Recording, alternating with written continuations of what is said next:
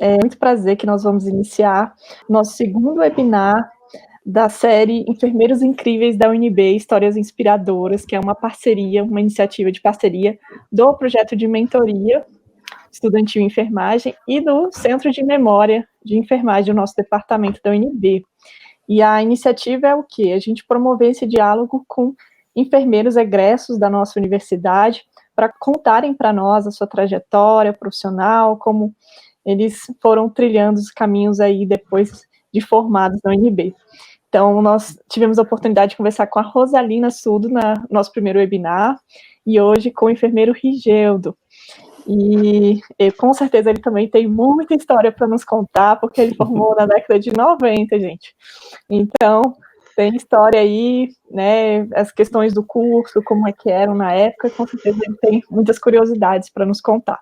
Então, hoje eu quero dar as boas-vindas ao enfermeiro Rigeldo, né, agradecer por ele ter aceitado esse convite, professora Keila, representando o Centro de Memória, e juntamente com a professora Andréia, e a Marília, nossa mentorada, que está mediando aí as perguntas do encontro no dia de hoje. Então, sejam muito bem-vindos, e passo, então, primeiramente, a palavra para o nosso enfermeiro Rigeldo. A gente tem um roteiro de perguntas, assim, mas, primeiramente, queria que você se apresentasse para os nossos convidados de hoje, que estão nos assistindo. Primeiramente, eu queria agradecer esse convite, né, do Departamento de Enfermagem e desse projeto de mentoria. Eu achei, isso não é porque eu fui convidado não, mas eu achei uma questão super incrível o que vocês estão fazendo. Então, assim, você, professora Keila, a Marília, né, que é a mentoranda aí, e vários outros mentorandos, né, primeiramente parabenizar vocês por esse projeto que, para mim, é fantástico, assim. Depois, quando eu recebi o convite, a gente fica naquela coisa, né? O que isso significa, e você vai ler lá, entra no site, vai ler o que significa, vem as orientações de vocês via e-mail, então a gente começa realmente a captar qual é o sentido estrito do projeto, e isso deixa a gente, assim, bastante feliz, né? Como você disse, no mês passado foi a Rosalina, né? A Rosalina eu conheci há algum tempo, quando ela ainda estava presidindo a ABEM-DF aqui, ela era presidente da ABEM-DF até um tempo desse atrás, né? Então, por mais que eu seja da década de 90, a Rosalina ainda me superou, porque ela é da década de 80, né? Ela se formou na UNB uma década antes de mim, né? Então, eu entrei na UNB em 1992, né, quando o curso de enfermagem ainda eram 4 anos, né, no antigo currículo, antes dessa atualização de currículo pela Lei de Diretrizes e Bases da Educação, que o MEC, alguns anos atrás, pediu a reformulação de todos os currículos, né, dos cursos de graduação, né, de todas as universidades. Então, quando eu entrei na UNB, o meu curso era de 4 anos e não de 5, como agora é o novo currículo do curso de enfermagem da universidade, né? E foram assim, para mim, entrei em 92, era para ter saído em 96, mas durante esse período de estudo da UNB, eu já trabalhava, né? Durante o período de curso, eu passei num concurso público federal, enquanto assistente administrativo no Ministério da Aeronáutica, então o curso demorou um pouquinho mais, porque eu tinha que conciliar os meus horários de trabalho com os horários das disciplinas. Lógico que eu sempre dei e eu sempre tive a ajuda dos meus superiores, dos meus chefes, graças a Deus, de que eu ia trabalhar nos horários que eu não tinha as disciplinas. Então, a prioridade sempre foi os meus estudos e sempre foi ter aqueles horários da UNB disponibilizados, né? E aí, então, eu fazia minha grade, lógico, demorou um pouco mais de tempo, porque eu não pegava todas as disciplinas obrigatórias do semestre, sempre eu tinha que pegar alguns créditos a menos, para até dar conta do trabalho também. E o que me ajudou também no período é que, naquele momento, eu tive que fazer e tinha disponibilizado para a gente muitos cursos de verão, Eu tive essa sorte também. Durante esse período que eu estudava aí na UNB e concomitantemente eu trabalhava, eu tive a sorte de que muitas disciplinas obrigatórias de professores queridos, elas foram também disponibilizadas para mim via curso de verão. Então, isso também me auxiliou muito na questão de que não ter passado mais tempo, além de um ano, para ter, de uma certa forma, me formado, né? Porque aí eu entrei em 92 e saí em 97, 5 anos de formado.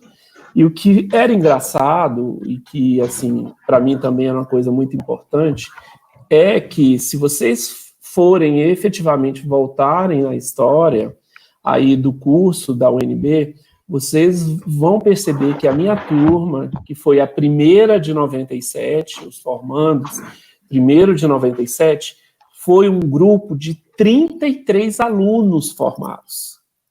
Depois de alguns anos, como a nossa conversa é informal, né, então, assim, não se incomodem também de eu falar algumas palavras, mas, assim, depois de alguns anos, de alguns gatos pingados, né, que a gente dizia, formavam só 5 enfermeiros, formavam só 6 enfermeiros, e eu acho também que houve uma questão de que alguns, como eu, atrasaram no curso, fez com que a gente tivesse um grupo muito heterogêneo e grande de formandos naquele ano, né?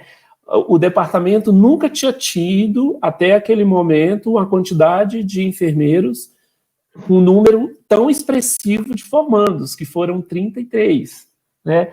E isso, para mim, também foi uma coisa muito importante, porque eu acho que a partir daquele momento e alguns anos posteriores, o curso de enfermagem dentro da UNB, ele passou a ser um curso mais concorrido, né? Ele tinha uma taxa de aluno por vaga muito baixa, até no período que eu prestei o vestibular para estar passando, né, no vestibular de enfermagem da UNB. Mas até durante o período do curso e na finalização dele, consequentemente, os anos posteriores, a gente viu um crescimento muito significativo de estudantes procurando o curso de enfermagem da UNB, e isso deixava a gente muito alegre e muito feliz, porque a gente sabe que isso também, por mais que algumas pessoas não pensem ou não imaginem, isso dá um ressignificado muito grande, né? Um curso ser concorrido e a maneira e a dificuldade de você estar entrando num curso desse, principalmente na UNB, né? E com relação a isso também, outra coisa interessante, assim, que eu até disse na publicação lá que eu mandei para vocês, uma coisa que me deixa também muito, muito satisfeito e feliz, é que eu sempre fui um aluno de escola pública. Eu nunca estudei em escola particular, né? E naquele tempo é totalmente a nomenclatura diferente, né? Então era primeiro grau, segundo grau, não era ensino fundamental nem médio. Então, meu primeiro grau, meu segundo grau, foi totalmente em escolas públicas, né? Então, uma grande conquista para mim foi exatamente, mesmo sendo um aluno de escola pública, com toda a dificuldade do ensino público, que não é de agora, mas desde aquele meu tempo, mas eu acho que naquele tempo ainda, vamos dizer, a gente não tinha tantas dificuldades no ensino público como a gente tem agora, eu consegui entrar numa universidade de renome, né? Porque a UNB, se eu não me engano, o ranking é a 6ª melhor universidade do Brasil e a 10ª da América Latina. Então, isso para a gente, nós que somos alunos da universidade, para mim, eu sinto um orgulho imenso de ser dessa universidade. É uma das coisas que, para mim, me deixam mais orgulhosos, é quando a pessoa fala, você é formado por onde? Eu falo, eu sou formado pela Universidade de Brasília. E eu acho que todos os docentes e todos os professores, ou discentes, todos os alunos têm que, sim, ter esse orgulho de estarem contribuindo para a formação dos nossos alunos, para os futuros profissionais, numa das melhores universidades do Brasil, né? Então, isso daí eu acho uma coisa interessantíssima, né? E, assim, o que eu também considero que eu tenho que pôr o óculos agora, até porque as perguntas estão aqui, né? O que eu considero também uma coisa que eu tive muita sorte, gente, é que, como eu disse que o nosso grupo era muito grande, as turmas, nós tínhamos uma dificuldade, isso gerava uma certa dificuldade, que é termos várias turmas num departamento que não tinham a quantidade de professores suficientes.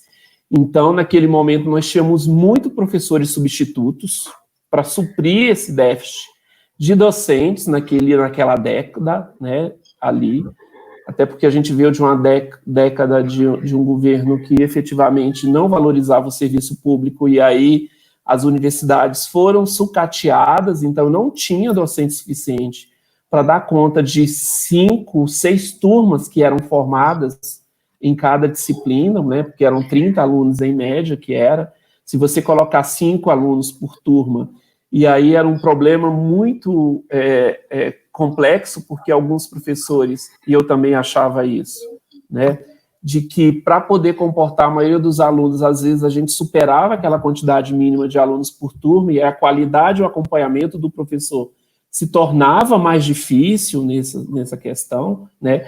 Eu acho que você ter mais de 5 alunos por turma já complicava, e às vezes ficavam turma com 7 alunos, pela quantidade de alunos e pelo déficit de professor que existia mesmo com os contratos de professores substitutos.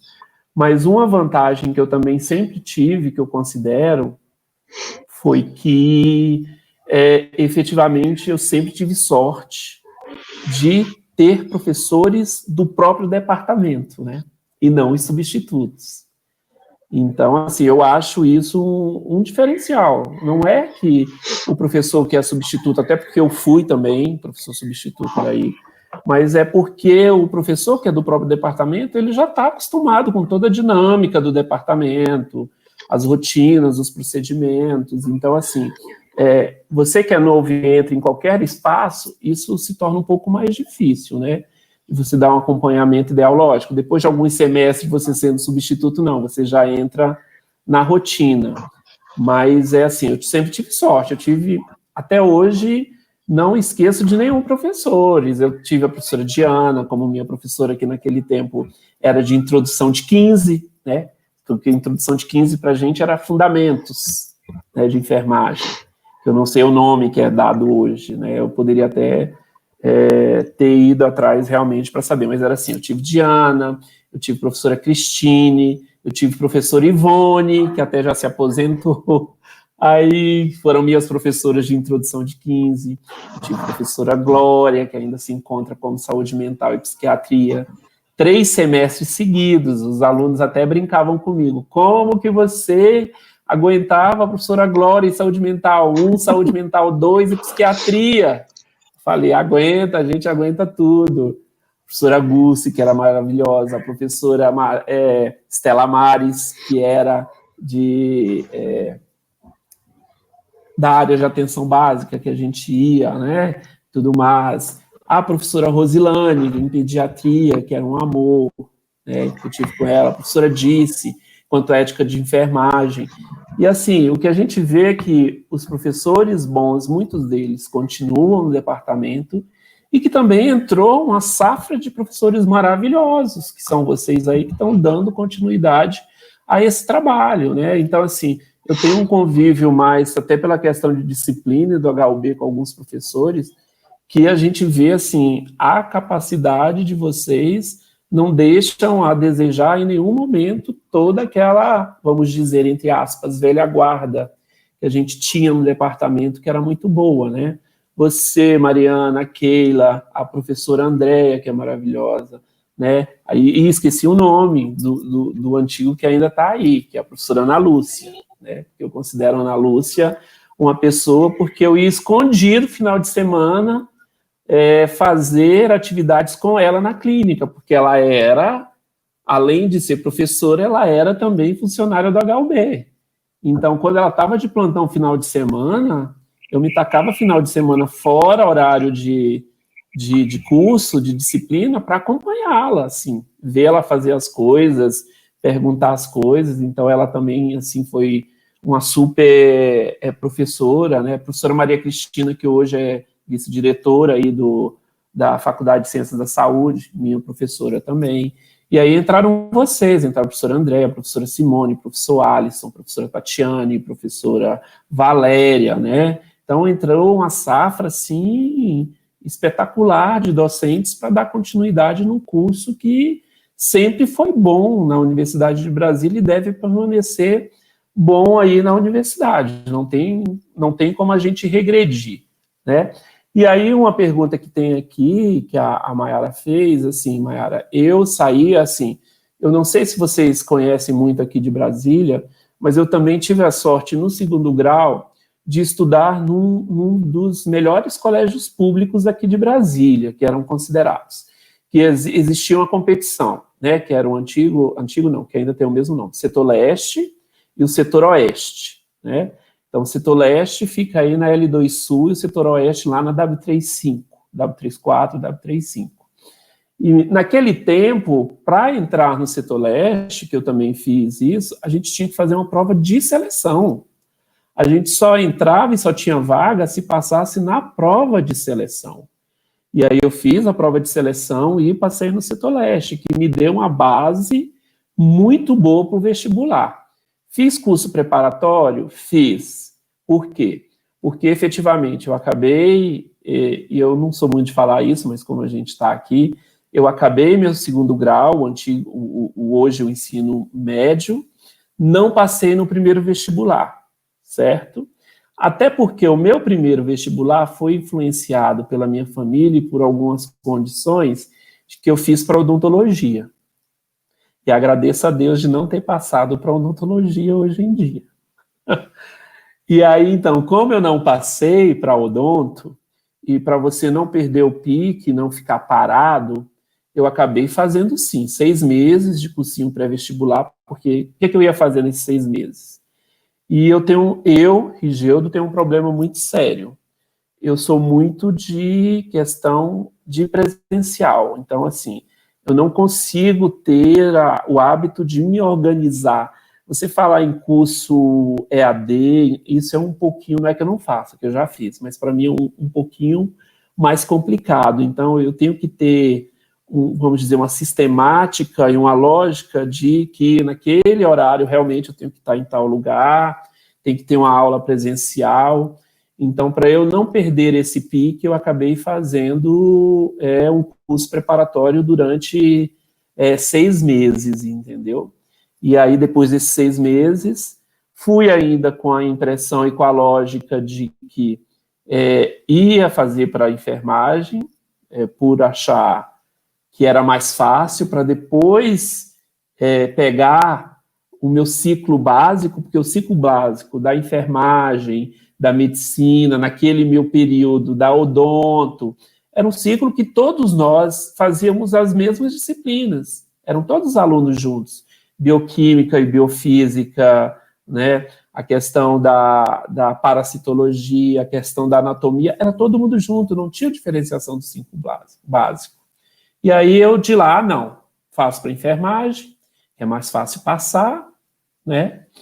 E aí aproveito o ciclo básico, eu vou fazendo, vou estudando até passar para odonto. Ô, coitado de mim.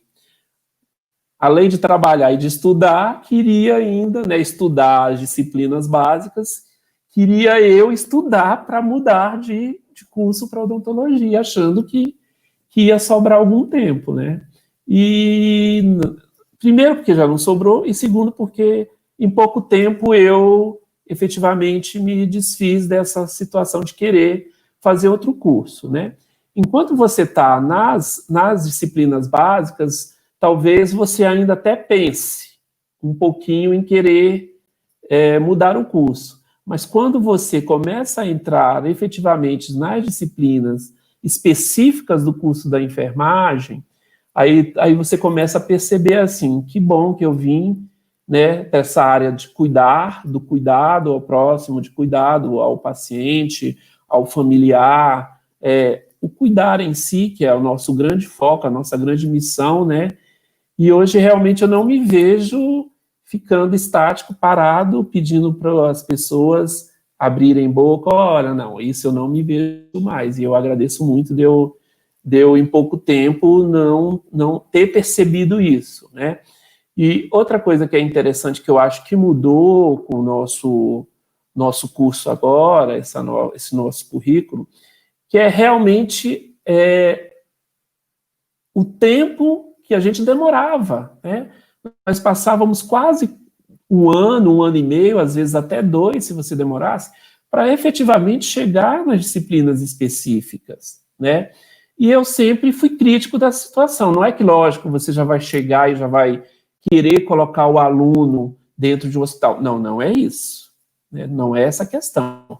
Mas eu acho que você tem sim que discutir e perceber estratégicas de que maneira você pode inserir o aluno o mais rapidamente possível no seu ambiente, naquele ambiente na qual ele vai ser o ambiente de trabalho dele, né? Nem que fosse como um caso de experiência, como observando, mas essa inserção do aluno, né, da área de saúde, principalmente da enfermagem, no contexto hospitalar, e aí eu falo no contexto hospitalar em todos os níveis de atenção, eu não estou falando só nos níveis de atenção terciária que é dentro do hospital, não, eu estou falando em qualquer nível de atenção, né? Atenção primária, no centro de saúde, numa unidade básica de saúde, então em qualquer nível de atenção, isso é importante, essa inserção de uma maneira bem organizada, sistemática e coordenada, para efetivamente você saber se é isso que você quer para a sua vida, né? Se é esse tipo de curso que você quer. Porque às vezes você passa muito tempo só nessas disciplinas realmente básicas e só lá na frente você vai ver, não é isso que eu quero, e você já perdeu muito tempo. Então eu acho que essa mudança da inserção do aluno o mais rapidamente possível nas áreas de atenção, eu acho que isso foi um ganho no meu ponto de vista, entendeu?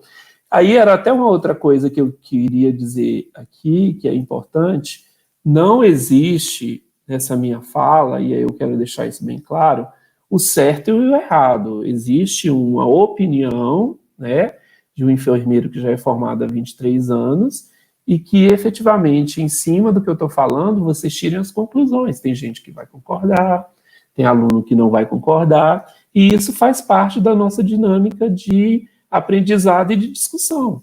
É em cima disso que, efetivamente, a gente começa a refletir. Eu acho que mais do que ser verdade ou ser mentira, o que a gente fala é que gere que tipo de reflexão e o que a gente tira de proveitoso em cima disso que a gente está falando. Então, assim, não sou dono da verdade, como a gente já está dizendo, isso realmente é uma experiência do que a gente passou, né, para estar passando para vocês essa experiência, tá tirando alguma dúvida, e a lógica é realmente essa, é assim, a universidade foi o divisor de águas, né, em tudo na minha vida, seja na minha vida pessoal, seja na minha vida profissional, né, então Rigeudo Augusto antes da UNB e Rigeudo pós-UNB enquanto profissional, entendeu?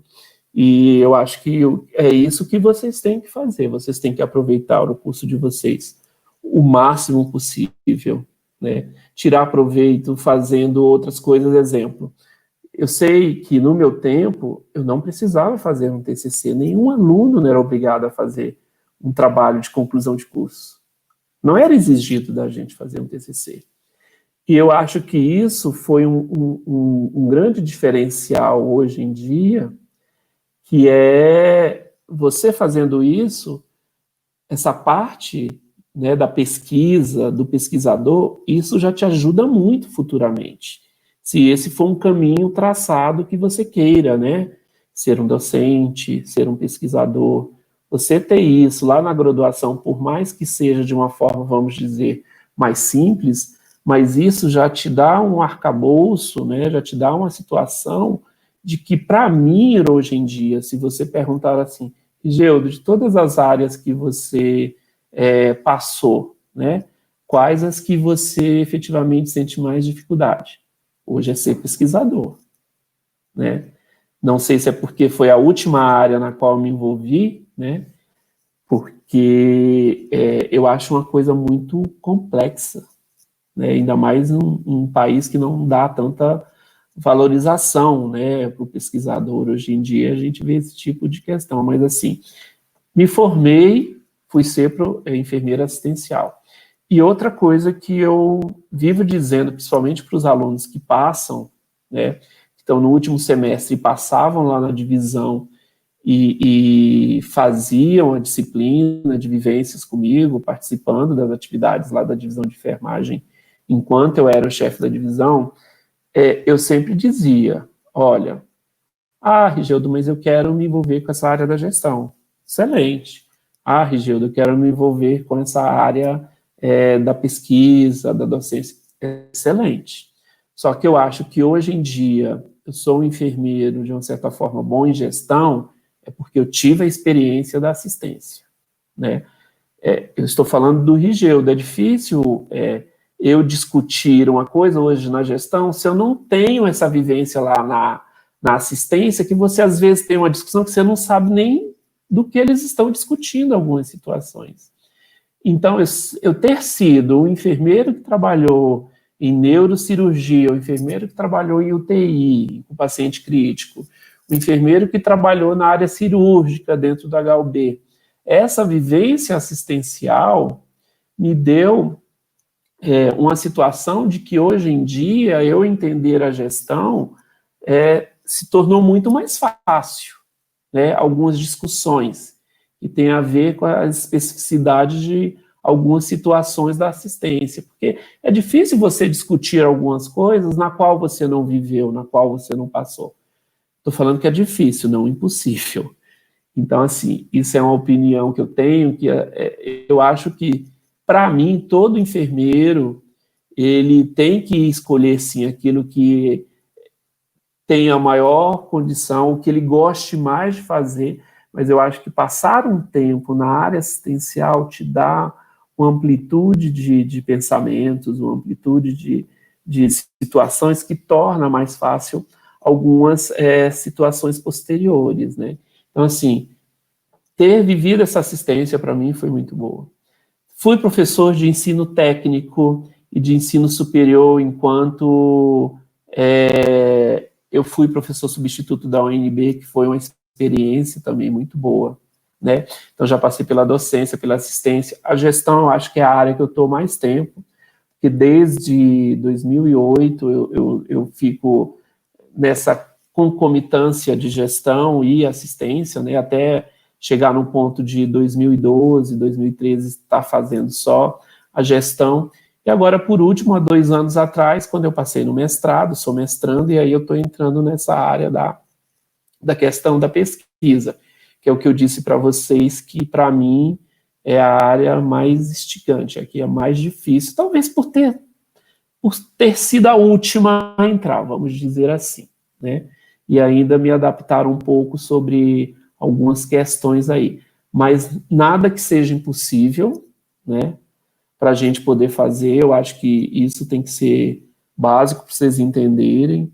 Nada é impossível quando, de uma certa forma, você quer fazer alguma coisa. Eu tinha um receio muito grande, que eu acho que é uma dificuldade que eu também já cito como exemplo. Eu tinha e ainda tenho, né, ainda mais agora que está parado, uma dificuldade um pouco com língua estrangeira, né? Eu tenho uma certa dificuldade para isso. Se você tem facilidade, excelente. Parabéns para você, eu acho que tudo ainda vai se tornar mais fácil. Então, agora que a gente está num tempo de uma pandemia, que você não tem aulas presenciais, que várias coisas, várias situações foram suspensas, né? Aulas foram suspensas, cursos foram suspensos, isso acaba te atrapalhando e travando aí um pouquinho também aquela continuidade de ações que você estava fazendo, né? Mas nada que a gente possa se adequar a determinadas situações e a questões, e a gente tem um leque imenso de possibilidades de onde trabalhar. Quando eu fui fazer o meu cadastro, eu abri aquela possibilidade. Gente, vocês viram tanto que a enfermagem, aonde pode se enquadrar, se especialidades, no meu tempo não tinha isso. Não tinha essa infinidade de situações, né? que é a enfermagem forense, que é a última que eu fiquei sabendo, não aqui, semestre passado, né, ano passado, eu fui numa audiência lá na Câmara, né, distrital aqui, e tinha um grupo de enfermagem forenses discutindo aspectos legais sobre a profissão, sobre essa questão. Eu falei, gente, olha que coisa espetacular, né? Aonde que a enfermagem, efetivamente, ela já está também se incluindo, já está fazendo... Então, assim, quando a gente vê que existe várias possibilidades de ação da enfermagem, e aí as possibilidades nas 4 grandes áreas, como a gente falou, né? Ensino, assistência, gestão e pesquisa, né? E dentre elas, várias outras infinidades de situações que você pode fazer. Então, eu acho que o enfermeiro que eu fui, né, e quando eu me formei há 20 e poucos anos atrás, é totalmente do enfermeiro e das condições e das situações de oportunidades que vocês têm hoje em dia, né, de opções, vamos dizer assim.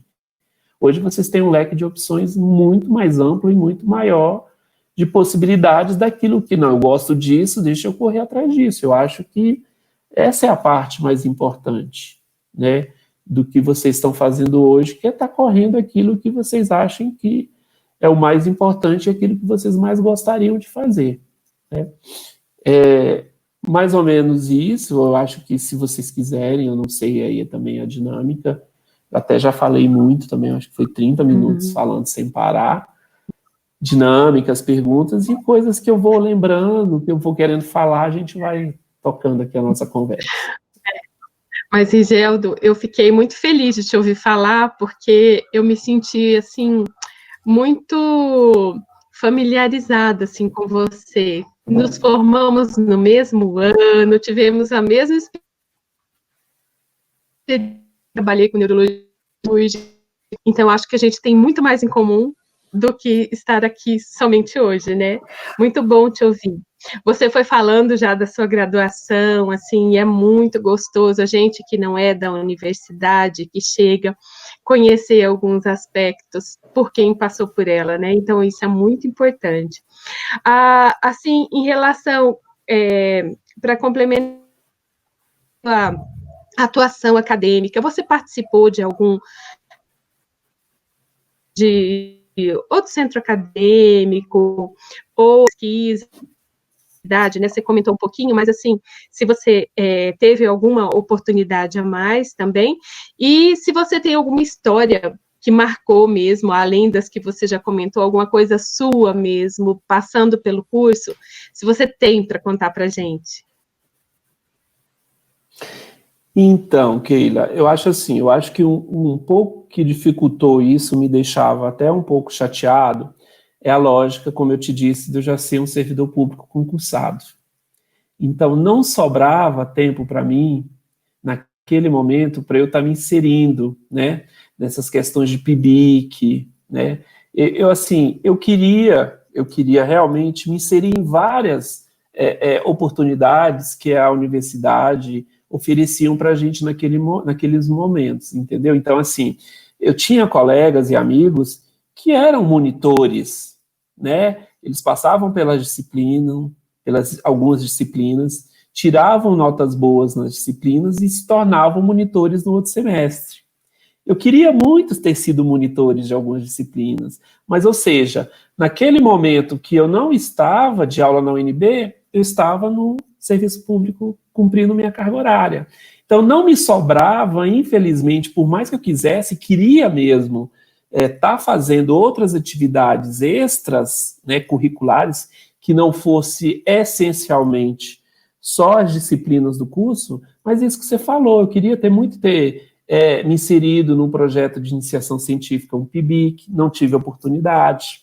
Então, eu acho que por isso um pouco da minha dificuldade de pesquisador, de não ter tido essa experiência lá no momento certo, de não ter tido a cobrança, que não era uma cobrança não para mim, mas do curso inteiro, como eu disse, de fazer um TCC, né, que eu acho que isso já te orienta, de não ter tido a questão de ser um monitor para poder estar passando esse aprendizado daquela disciplina que você já passou para os estudantes que vinham anteriormente, né?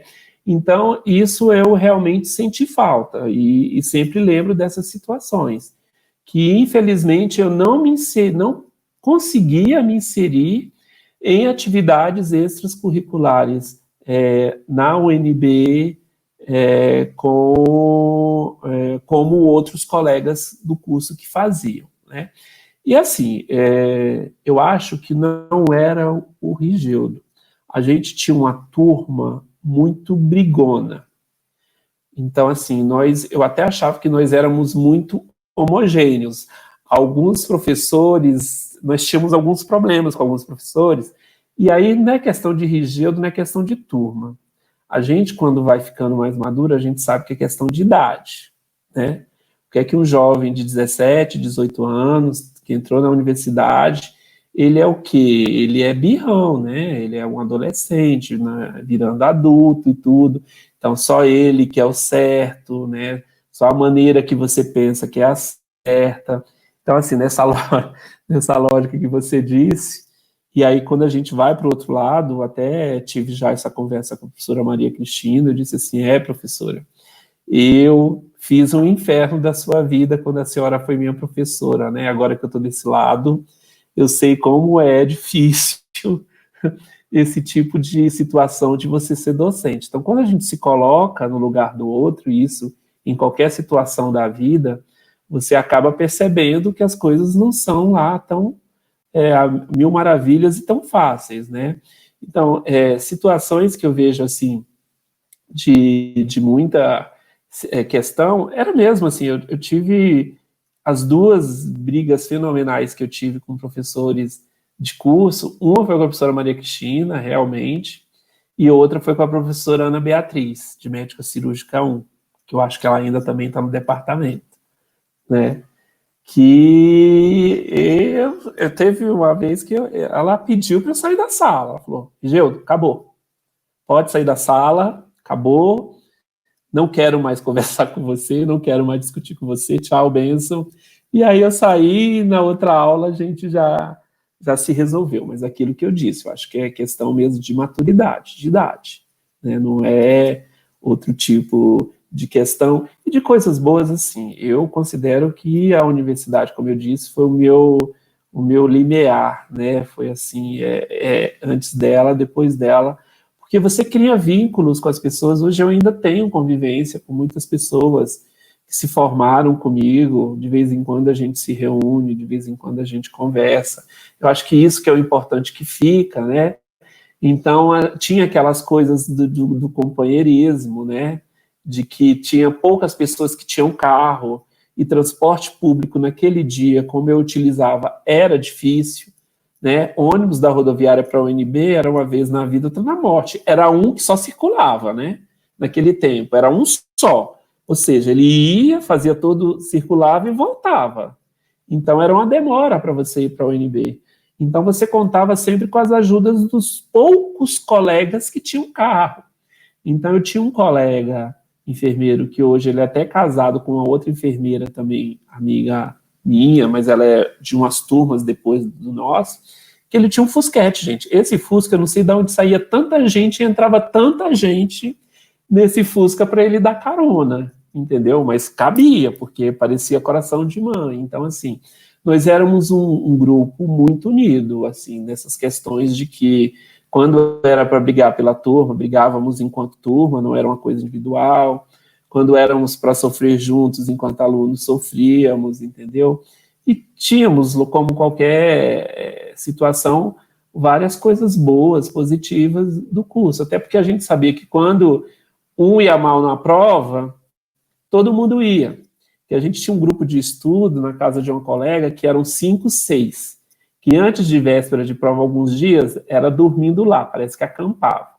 Aí a mãe fazia lanche, fazia não sei o quê. Aí durante a noite, os que não conseguiam já dormiam lá no chão, outros continuavam. Então, assim, era uma coisa bem legal do curso que a gente tinha essa convivência entre a gente de aluno, porque quando a gente se ferrava junto, quando a gente era feliz junto também. E isso eu sinto muita falta, é uma coisa bem interessante. Maria, você pode fazer a próxima pergunta? Sim, olá, boa tarde. Eu sou Maria, estudante de enfermagem na UNB. estou agora no 3º período. Então, você comentou algumas das áreas que você já atuou como enfermeiro, e eu gostaria de saber se você poderia nos contar um pouco mais sobre quais foram os locais e as áreas que você já atuou e que atua agora neste momento.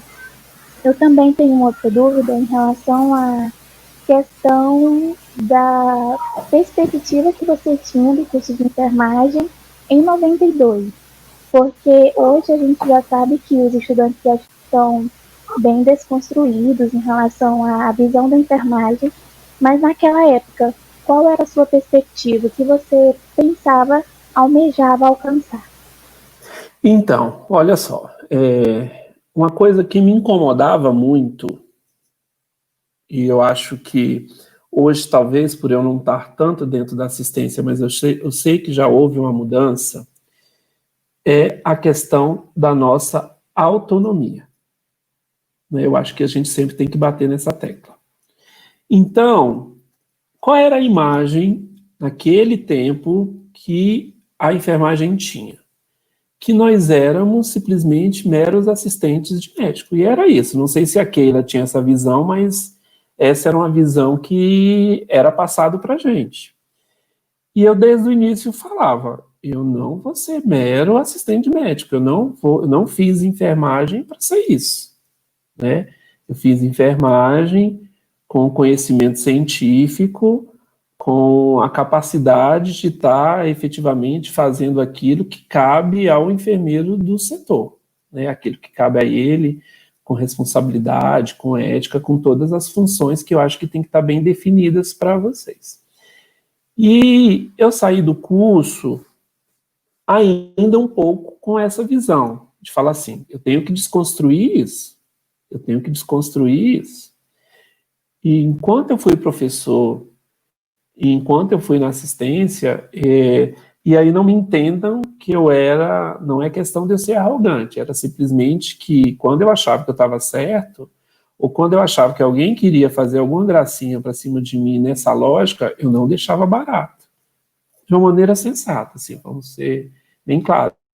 Não causava barraco, não fazia nada disso, mas assim, olha, vamos fazer o seguinte, eu acho que você está enganado com esse tipo de situação, não é bem assim que a banda toca. E aí, eu acho que é isso que a gente tem que, enquanto aluno, está demonstrando para quem quer que seja, independente de qualquer profissão.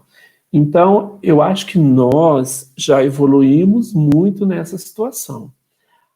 A minha questão, hoje em dia, é saber até que ponto a nossa formação, e aí é no geral, nos dá hoje um respaldo científico para que a gente continue nessa crescente, né? Quando eu não tenho, talvez, alunos tão enganjados, ou pessoas que não queiram fazer o curso, porque assim, eu já ouvi pessoas dizendo, não, estou fazendo enfermagem, porque eu sei que eu não vou ficar sem emprego. Já ouvi pessoas dizendo esse tipo de coisa. Então, quando você tem esse tipo de atitude, isso faz com que ocorra uma regressão da nossa profissão, no sentido de que aquela pessoa não vai batalhar para o crescimento profissional enquanto categoria, só enquanto pessoa, de ir lá, fazer o seu trabalhinho, cumprir sua carga horária e receber seu salário. E isso é muito ruim para a profissão, entendeu? E eu acho que a gente cresceu muito e eu acho que a gente tem que batalhar para isso, que nós somos uma profissão, que temos autonomia, nós temos uma sistematização de assistência de enfermagem, que ela é toda definida e ela é feita nas etapas que ela pode ter sido feitas. Temos que tomar decisões técnicas naquilo que nos compete, e aí é com o tempo que você realmente vai começar a delinear, não, isso não cabe a mim, deixa eu chamar fulano, porque isso cabe a ele. Não, isso cabe a mim. Porque também existe muita hoje uma situação de que uma negligência de coisas que são nossas e que às vezes as pessoas ou os nossos colegas não querem fazer. E isso é muito ruim para a nossa categoria, porque daqui a pouco a gente não é reconhecido por nada. E outras categorias começam a pegar algumas situações, algumas coisas que eram totalmente nossas e se apoderarem disso, e daqui a pouco a enfermagem não está mas não é aquela que é prestadora de cuidado, porque outra profissão já pegou. Um exemplo claro, só um exemplo de vários que tem. Fisioterapeuta queria tratar curativos, fazer questões de coberturas e de curativos. E estavam batalhando para isso, né? E se conseguirem, o que é que vai sobrar para a gente? Né? Um exemplo, eu só estou dando um exemplo. Então, assim, se a gente começar a abrir mão de coisas que são específicas e que sempre foram nossas, daqui a pouco a gente não vai precisar de enfermeiro. E é essa situação que vocês têm que ter, essa questão. Então, assim, eu saí naquele tempo do curso com essa visão. Eu sabia que a enfermagem tinha toda uma situação de crescimento, para crescer. Eu não queria ser um mero fazedor de tarefas, nem um mero secretário de nenhuma profissão. E, com o tempo, você que estuda, você que tem uma visão mais ampla, né, do seu ambiente de trabalho e tudo, você começa a ter, de uma certa forma, um respeito por todos, né? E eu acho que uma das principais coisas é ter o respeito da sua equipe. Quando eu falo equipe, é dos seus colegas, como da equipe técnica que te auxilia, tá? Por isso que qualquer um que for questionar alguma coisa para vocês, e vocês podem ter certeza disso, vocês vão passar por uma prova de fogo. A equipe sabe que você é recém-formado, que você está entrando, eles vão te testar de todas as maneiras possíveis. E se você não estiver bem embasado, se você não estiver muito bem preparado, e se você não tiver por alguma situação ou outra, não é assim, não é que você tem que saber tudo, não é que você tem que responder tudo, mas também não responder nada fica uma coisa complicada, né? E em algumas situações, eu não sei tudo, em algumas situações é sincero. Colega, ó, não sei isso aqui, vou ver, vou verificar, próximo plantão que a gente tiver junto, a gente volta a discutir. Definir, papo. Você sabe? Beleza, me explica. Me explica aí, a gente vai discutir, a gente vai aprender junto. Então, é muito nessa situação de colaboração, né? E com relação a essa outra questão aí, assim, eu acho que quando eu coloquei a minha trajetória ali de tudo o que eu passei, realmente foi muito numa ordem um pouco cronológica, né? Então, me formei em 97. Em 98, eu tive a primeira oportunidade de entrar no HUB como contrato temporário que tinha, sabe, aqueles terceirizados que ganhavam a miséria, mas para mim o que eu importava era eu ter experiência, eu aprender, eu era recém-formado, eu queria aprender, né? Em 2000, passei no meu primeiro concurso, que foi da Secretaria de Saúde, que aí eu fui trabalhar no hospital de base, né? Então fiquei 6 anos na neurocirurgia do base, e mais 2, 3 anos na UTI do base. E durante esse período, em 2000, eu entrei na secretaria, ficando no base esse período que eu te disse, e esse foi o mesmo período concomitante, de uma certa forma, que eu fui professor também, substituto, porque assim que eu me formei, eu até brinco com ela, eu chamo ela de mãe, né? A Ana Lúcia chama ela de mãe. Eu falo, aí a mãe, Rigeudo, vem ser professor substituto aqui no departamento, a gente está precisando, as turmas ainda tão grandes. Falei, Ana Lúcia, Deus me livre. A cabeça está ótima pela questão teórica, mas cadê a minha prática para cuidar dos alunos? Não, deixa eu pegar um pouquinho de prática aí, deixa eu, né, juntar o fazer com a teoria para poder dar conta do recado para também, né? E foi isso que aconteceu. Peguei a prática no HUB, quando eu me senti preparado, fiz o concurso de professor substituto do departamento, fiquei 3 anos muito feliz no departamento, 2,5, 3 anos, muito feliz no departamento. Hoje tenho vários colegas enfermeiros na HUB que foram meus alunos, vários outros colegas, eu acho que até eu vi aí, eu acho que a Magda da Anvisa foi minha aluna, né, várias pessoas que já passaram por vocês, e isso me deixa muito feliz, porque hoje em dia a gente vê um grupo que está recolocado em várias posições importantes, dentro de várias instituições, e isso deixa a gente muito satisfeito, deixa a gente muito feliz, né?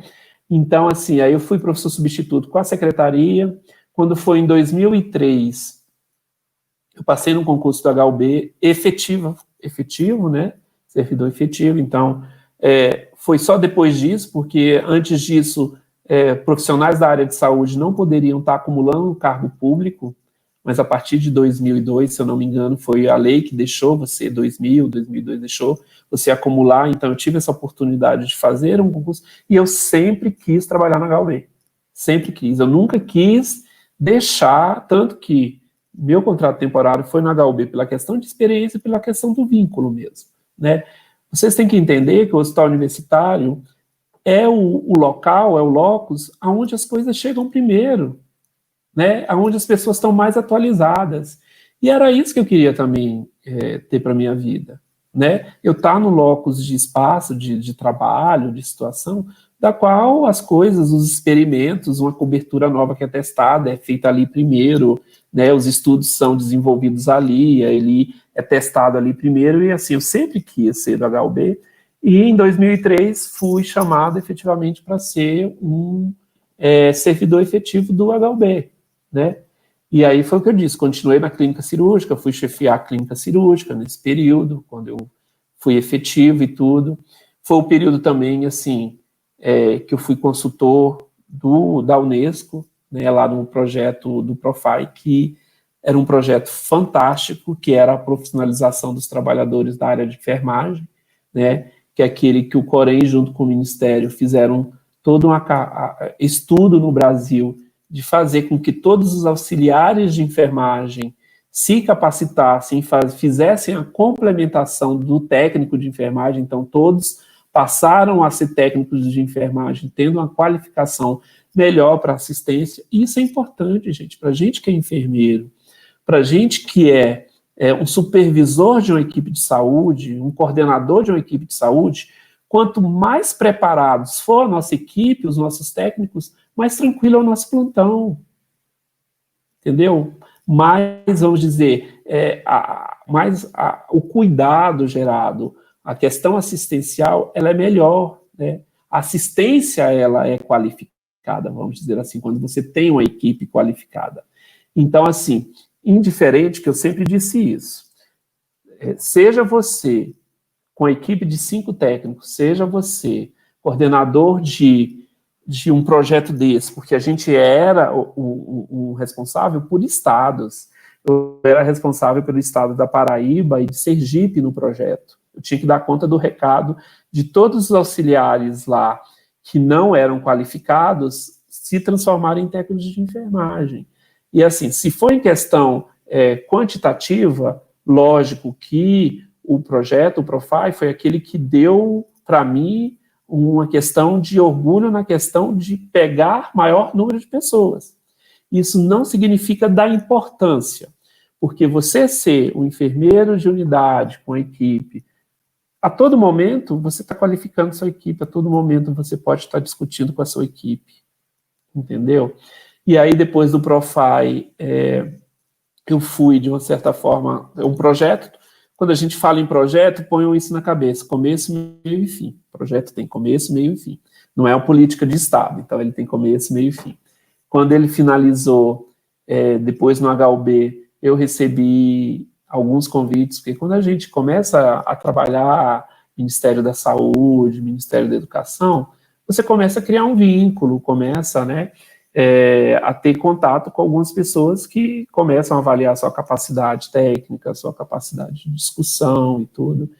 E depois eu fui convidado para ir para a CESU, né, pediram minha sessão do HUB para a Secretaria de Educação Superior do Ministério da Educação, e lá, meu primeiro trabalho foi tentar implantar, isso eu quase não coloco e não falo, eu acho que é um erro meu que eu vou ter que corrigir, implantar as residências multiprofissionais nos nossos hospitais universitários, né?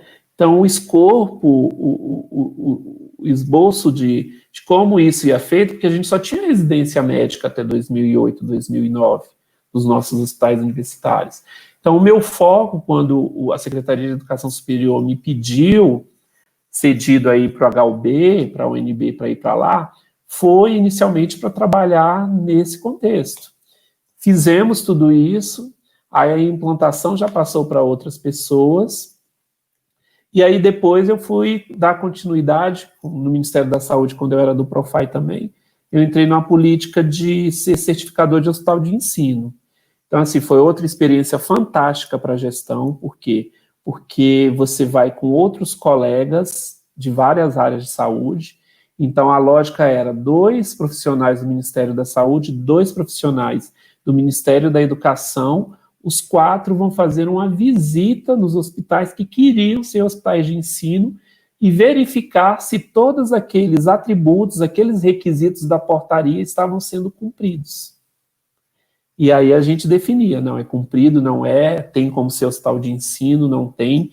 E isso vai te dando uma experiência muito grande na gestão de você estar observando essas coisas nos hospitais.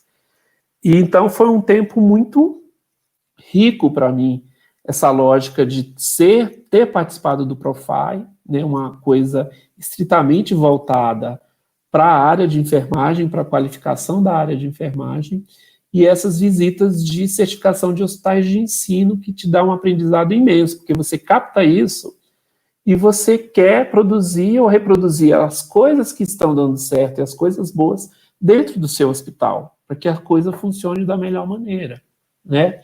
Depois da CISU, com a criação da IBSER, eu fui cedido para a IBSER sede, trabalhei lá alguns anos, né? E depois da IBSER sede, quando houve toda uma reestruturação, e aí é outra coisa que vocês têm que entender, que cargo, por mais que você seja técnico, existe a parte política. Mudou a gestão, logicamente, muda-se as pessoas. E aí, como houve uma mudança de governo, eu retornei para a HUB, sem nenhum problema, porque eu sei que eu tinha que retornar em algum momento, isso na minha cabeça estava bem claro. Meu concurso é do HUB, só estava cedido, né, por algum período. E quando eu voltei, depois de algum tempo, eu fui chefe do setor de vigilância em saúde, depois me deram a divisão de enfermagem, seguindo a lógica cronológica, e agora eu sou chefe do setor de apoio diagnóstico dentro do hospital. Que tudo dentro do hospital, entre aspas, né, gente, é uma bomba, né? Sempre a gente vai ter problemas mesmo, não tem uns mais, outros menos. E só para vocês terem ideia, o setor diagnóstico, de apoio diagnóstico no HUB, ele pega 4 unidades, só para vocês conhecerem. A anatomia patológica, o laboratório de análises clínicas, a medicina nuclear, que engloba a endoscopia, e a radiologia. É só isso. Só essas 4 unidades para você, hoje em dia, estar tentando coordenar aí da melhor maneira possível, entendeu? E, Geudo, você trouxe muita história, muito aprendizado nessa sua caminhada, e com certeza trouxe também muitos conselhos aí, né, considerando a sua experiência. E mentoria é isso, né? É a gente poder estar apoiando outras pessoas com base na nossa experiência mesmo. E eu queria saber, assim, se você ainda, né, tem aí planos, sonhos profissionais, desejos profissionais que, como meta aí para alcançar. Você tem uma caminhada longa na enfermagem já. E aí, se você sentir a vontade de, né, compartilhar conosco, se você tem algum desejo, algum sonho profissional ainda para alcançar, conte-nos mais. E deixa um conselho aí para os nossos alunos também. Sim. 2 coisas que eu ainda gostaria muito. Primeiro, terminar esse meu mestrado, essa minha dissertação. Que eu tô nela, todo dia eu entro nela, mudo, aí no outro dia eu mudo de novo, é uma coisa inacabável. Para quem vai fazer um mestrado e um doutorado, vocês vão entender o que eu estou dizendo, né? Você escreve, acha, excelente, está ótimo, aí no outro dia você vai reler tudo de novo, aí você muda, e vai mudando. Mas eu sei que vai chegar um dia que você vai dizer assim, acabou, é isso que vai, a orientadora vai dizer se está bom, se não está, e bola para frente. Então, assim, eu fiquei um pouco chateado esse ano, porque eu ia defender em maio, que estava previsto, que eu tinha definido com a minha orientadora, final de abril, final de maio, final de abril, começo de maio, mais ou menos nessa época. Infelizmente, veio a pandemia.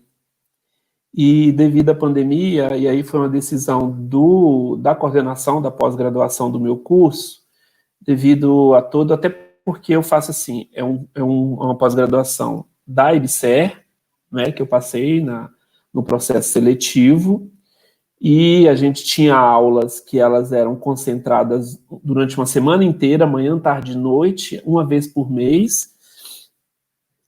Você tinha uma disciplina que era concentrada naquela semana, então você fazia uma disciplina concentrada em uma semana. Então nós já tínhamos feito todas as disciplinas obrigatórias, todas as optativas, e estávamos mesmo no período só de estar finalizando as dissertações, os estudos, né?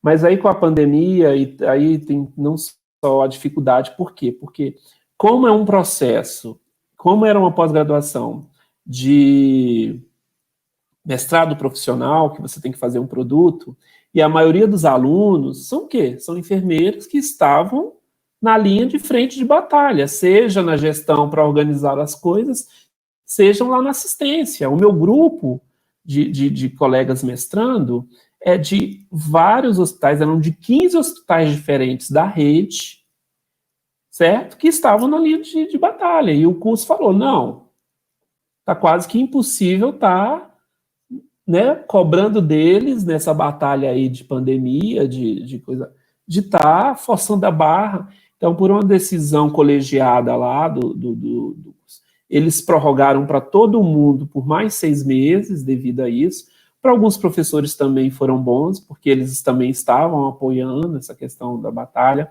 Mas, assim, meu desejo, defender minha dissertação e ainda fazer um doutorado, com toda a dificuldade que eu tenho. Esses seriam os meus desejos, assim. Eu acho que, na fase que eu estou, eu gostaria muito, era disso, era me expandir agora na área que eu deixei para fazer no final. E eu vou falar uma coisa bem sincera para vocês. Por que eu não fiz isso antes? A minha vida de gestão no governo federal não me permitia, porque eu viajava toda semana. Eu tinha viagem a trabalho toda semana para o lugar do Brasil. Então, assim, eu não me via fazer uma pós-graduação decente que preste com a vida que efetivamente eu tinha na forma de gestão. Para mim, eu não visualizava e para mim era impossível. Não tinha condições de eu assistir aula se eu viajava toda semana para algum lugar do Brasil. Então, de uns anos para cá, de 4 anos para cá, quando eu me aquietei, efetivamente voltando para a minha origem, aí eu falei, não, agora é a hora de eu estar investindo nessa área que eu já queria ter me iniciado e começado e que eu não tive oportunidade por vários aspectos. E agora é isso, assim, meu desejo, defender mês que vem, que está previsto, se a professora concordar comigo, a orientadora, depois que ela lê as coisas que eu mandar para ela, e tentar um doutorado posteriormente. Eu acho aí, bem sincero, depois disso eu vou me sentir bem satisfeito, porque eu vou te falar uma coisa assim, eu não sou muito de... Às vezes as pessoas pensam, você é muito de cargo. Não sou de cargo, né? Você não quer ser um diretor de hospital. Eu acho assim, o meu ponto de vista, o que eu tinha que atingir no meu patamar de enfermeiro dentro do hospital, eu já atingi, que foi o cargo máximo da enfermagem no hospital, que foi a divisão de enfermagem, né? E eu fico muito feliz porque eu saí de lá e as pessoas até hoje vêm conversar comigo, vêm falar, olha, você foi um bom gestor, a gente sente saudade de você, então isso deixa você muito feliz, né? Então, na área assistencial, eu acho que eu tinha que aprender tudo que eu aprendi, até porque eu fui nas áreas mais específicas possíveis do mundo que ia ter. Na área de docência, eu tenho um pouco de receio, porque eu acho que é uma área que dá muito trabalho, te exige muito. Não, eu estou falando sério, as pessoas não entendem isso. As pessoas acham que você só vai para a sala de aula, naquele horário, não sabe o que tem tudo por detrás de preparo, de pesquisa, de estudo, de outras coisas que você faz e pensa que é uma coisa simples. Eu acho que não é uma coisa tão simples, né? E é isso, eu acho que aí na área de pesquisa é isso, é eu tentar terminar minha dissertação, tentar um doutorado e terminar. Depois disso, tem mais 4 anos de doutorado, vou dizer 5, até eu passar. Então, tem 5 anos pela frente para eu realizar um outro sonho. E, assim, para dizer o seguinte, vocês é que constroem o caminho de vocês. Se vocês querem ser um enfermeiro medíocre, seja. Um problema. E eu estou falando isso para lembrar de uma coisa e até da minha mudança de postura enquanto eu fui professor substituto, né? Nas 2 primeiras turmas, eu fui um professor bem cri-cri. Sabe aquele professor assim? Chegou horário atrasado, reclamava. Eu era muito cri-cri. E aí, conversando com a Ana Lúcia, conversando com Maria Cristina, e ela sempre falava, Rigeudo, não se incomoda tanto com isso. Porque o próprio sistema, ele vai expurgar aquele aluno que não quer nada com nada. Né? É o sistema que vai, de uma certa forma, estar escolhendo e dando oportunidades para aqueles estudantes que querem efetivamente estar fazendo enfermagem, que querem efetivamente estar contribuindo com a enfermagem, serem os bons enfermeiros. E aquilo foi ficando embutido na minha cabeça e eu fui mudando minha postura. Porque eu acho que é muito disso. Se você efetivamente quer ser enfermeiro, quer traçar um objetivo, traça o objetivo e vai atrás dele. Qualquer que seja, em qualquer área, em qualquer... Eu acho que é essa a grande, vamos dizer, lição não, porque lição é uma palavra, mas é a grande mensagem que eu queria dizer para vocês, entendeu? Se você quer ser um enfermeiro medíocre, você vai ser. Mas você não vai ser reconhecido, você não vai ser respeitado. Agora, se você quiser ser um bom enfermeiro, você também vai conseguir. Isso com certeza. Rigeudo, gratidão enorme, né, por você estar compartilhando sua história conosco. Eu acho que trouxe muitas questões para a gente refletir. E, sim, né, esse conselho mesmo de que nós aqui fazemos os profissionais que seremos. Então, seguir firme nos objetivos que temos, né? E construindo mesmo esse profissional que queremos ser, esse enfermeiro, essa enfermeira que queremos ser. E com certeza você é um enfermeiro incrível, sim, porque você trilhou uma trajetória aí incrível, não quer dizer que não teve dificuldade, teve, você compartilhou algumas e acredito que deve ter tido muitas outras, mas você foi superando, foi aprendendo e fez ser quem você é hoje. E foi um prazer enorme conhecer um pouco mais a sua história. Deixar as palavras agora para a professora Keila e Marília. E também, antes de você sair, eu queria só... O pessoal já começou a sair, porque começou a ir para aula, mas tirar uma foto do nosso encontro aqui, um print. Só para a gente não esquecer. Deixa eu só... Podemos tirar? Só porque, às vezes... Sim. Então, vamos lá. Gente, esse negócio do cabelo é do outro. Então vamos lá. Aí foi ótimo. Pronto. Eu gostaria também, Rigeudo, de te agradecer pela oportunidade de te ouvir e de reforçar para você que você não estaria aqui se você realmente não fosse um exemplo, né? Um exemplo a ser seguido, um exemplo de profissional assim que a gente tem para mostrar para os nossos alunos, e isso é muito importante. Adorei conhecer um pouquinho da sua história e obrigada por essa oportunidade, viu, Mari e Marília? Muito obrigada, Rigeudo, por me receber e eu espero muito sucesso na sua trajetória e nos seus projetos. Obrigado a vocês pelo convite, gente. Tudo de bom. Até as próximas aí que eu vou assistir de algumas pessoas, com certeza. Obrigada, Rigeudo. Obrigada a todos que puderam ficar conosco até o final. Obrigada mesmo pela presença. E em breve a gente vai disponibilizar o vídeo para aqueles que não puderam acompanhar até o final. E agora com esse negócio de aula, né? Eles entram e tem que conectar em outro, mas vai estar ali no nosso canal do YouTube, no Instagram, para que o Rigeudo também possa divulgar para outros colegas e outras pessoas também. Obrigada, gente. Boa noite para vocês. Obrigada, Rigeudo.